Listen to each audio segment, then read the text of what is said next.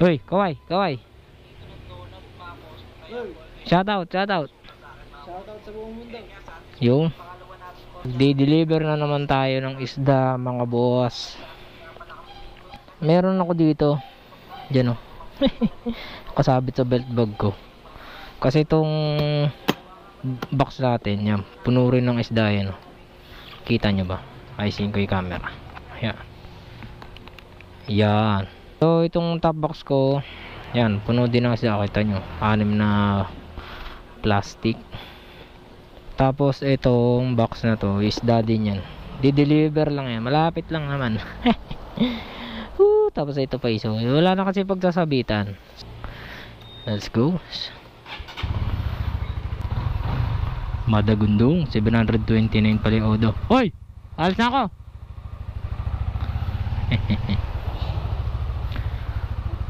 Ya. Dito na ako mag-intro. What's up sa inyo mga boss, mga paps, mga sir, mga ma'am. Yan, magdi-deliver tayo, no? Nauna pa yung ano kaysa sa intro malapit lang yun. Pero hindi ko sasama sa video kung saan yun di-deliveran ko, no? Bali, wala lang, para may upload tayo. Gusto ko na kasi masanay yung sarili ko na nag-upload ako. Ba yun? Abuelo na ako pinilit pa yung kanya. Anyway, so gusto ko kasi ma-maintain na yung pag-upload ko. Pag-upload kasi guys, once na mahintuan ko mag-upload ulit, tatamarin na naman ako niyan. Abutin na naman ng ilang buwan. Naabot na ng taon, diba? Wala akong upload nun. So tatamarin na ako. And yung yung confident ko sa pagmo-motovlog o sa pagbo-vlogging nawawala.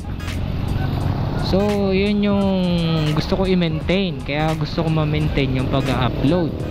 Kaya nga kahit sa mga malalapit lang na pinupuntahan, nag-iisip ako ng ano bang pwede kong gawin, ano bang isama ko sa content. Yan, ano ba yung pwede kong i-discuss sa inyo or i-share sa inyo para may upload ako. Yun yung dahilan kung bakit wala ako ng ilang taon sa pag-vlog. Kung tutusin mga paps, monetize yung YouTube ko. Nangihinaya nga yung AirPod ko kasi may ads na, tinigilan ko pa. Ngayon due to inactivity natin kay YouTube kasi wala tayong upload, si Google AdSense sinipa yung YouTube channel ko. Sinipa niya sa kanyang listahan.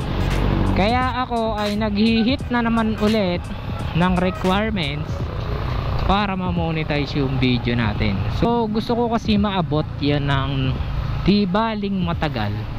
At least yung mga manonood sa akin maging solid.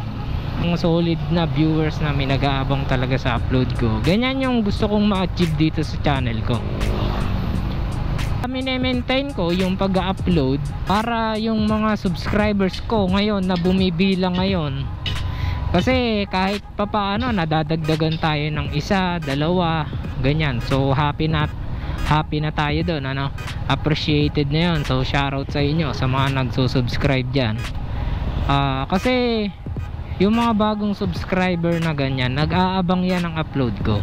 Ito yung way na ginagawa ko para hindi sila inip o hindi sila mawala kagaya ng mga subscribers ko nung una. Mine-maintain ko na makapag-upload at makagawa ng kahit anong o content na pwede kong i-upload. Kagaya nito sa pag-deliver ko, bago ako umalis ng bahay, nag-iisip na ako na ba ang pwede kong i-discuss, ganyan. Usapan lang, ganon. Although hindi naman tayo laging informative. Kumbaga parang nag-uusap lang, parang nakikipag-usap lang ako sa inyo. And para hindi boring yung biyahe ko, no? Kaya kung hindi ka pa nagsusubscribe, mag-subscribe ka na, boss. Balik na tayo. Share ko lang guys, 732 kilometers na yung tinatakbo nito ni Winner X.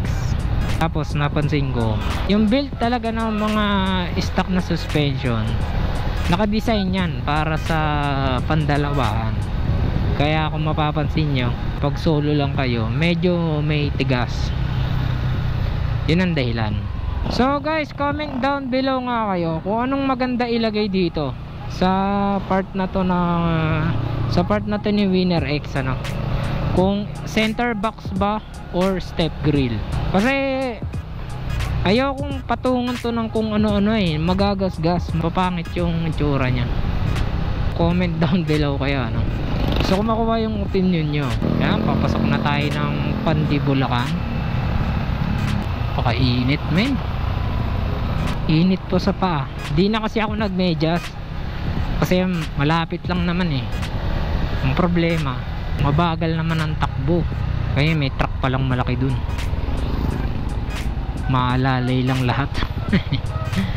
Pumasok pa yung trailer ng backhoe. Singit na tayo dito.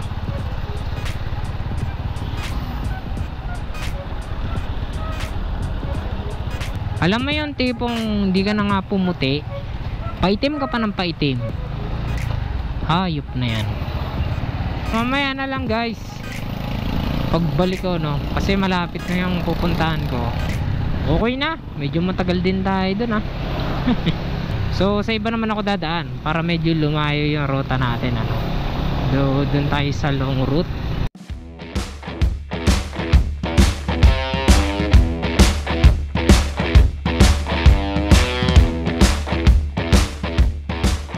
At shoutout pala dito, special shoutout to eh.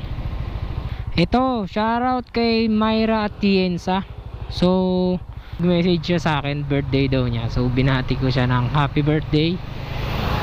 Sana mapanood mo to, happy birthday sa'yo. Belated kasi tapos na yung birthday niya eh. Parang 3 days niya ata nakalipas. Yan, so shoutout. Yung mga nagpapa-shoutout ngayon, talagang tinatandaan ko na eh. Kasi, 'di ba, para hindi naman magtampo.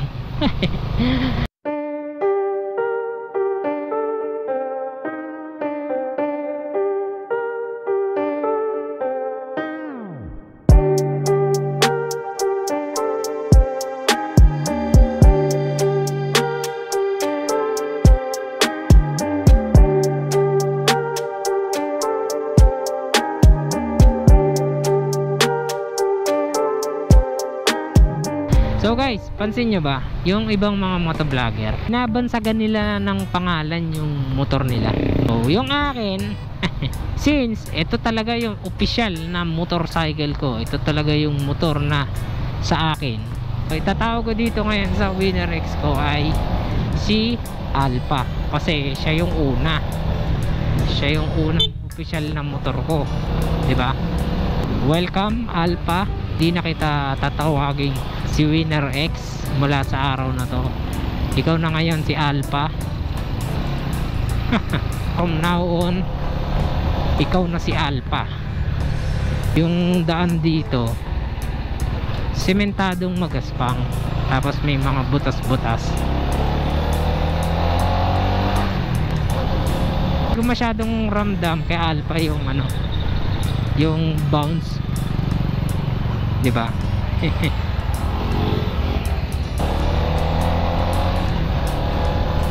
May smooth na manakbo talaga lalo si Alpha.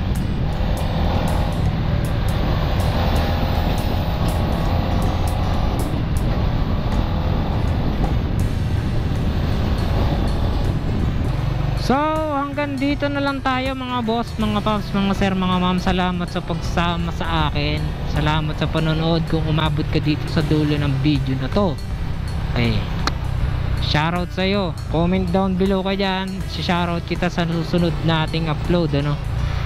So yun lang, hanggang dito na lang. At kita-kits na lang tayo sa susunod na vlogs. So yun lang. Bye.